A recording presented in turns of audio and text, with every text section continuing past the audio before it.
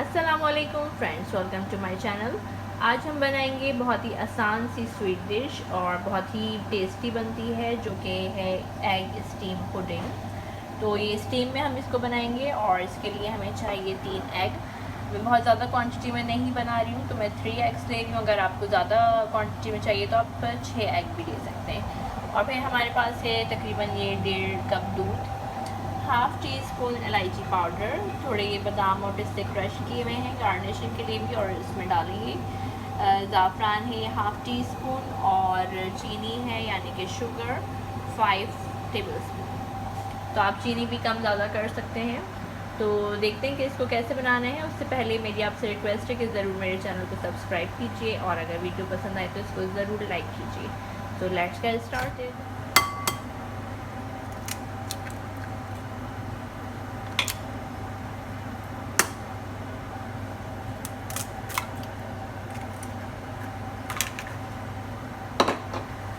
अब हम इसमें ऐड करेंगे चीनी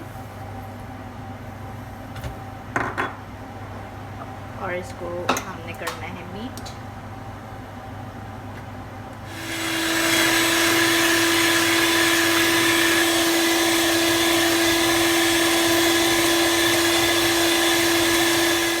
इसको हमने कर लिया है बीट। अब हम इसमें डालेंगे इलायची पाउडर, दूध,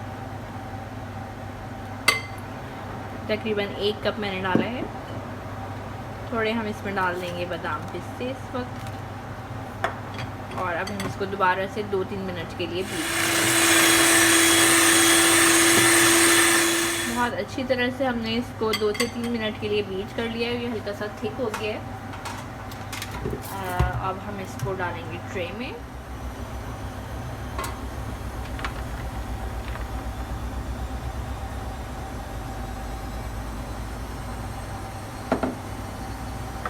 और इस पे हम डाल देंगे थोड़ा सा सैफ़रॉन,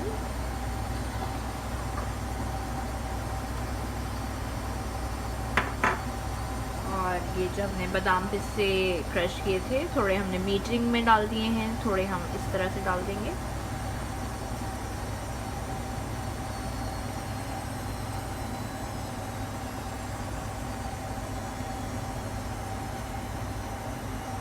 आप इसमें फ्रेश क्रीम भी ऐड कर सकते हैं।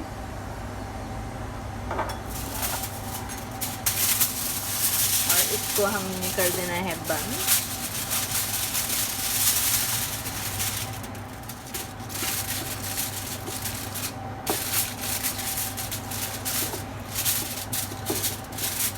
और अब हम इसको रखेंगे बर्तन में। स्टीम के लिए हमने लिया है एक बड़ा पैन और उसमें पानी गर्म किया है। अब इसमें मैंने जाली रखी, और अब हम इसमें रख देंगे अपनी ट्रे, और फिर हम इसको रख देंगे, लिड बंद कर देंगे और इसको 45 to 50 मिनट्स के लिए छोड़ देंगे। तकरीबन 50 मिनट्स हो गए हैं और मैंने चूल्हा बंद कर दिया है। अब ये रेडी, इसका टाइम हो चुका है, इंशाल्लाह रेडी हो चुका होगा।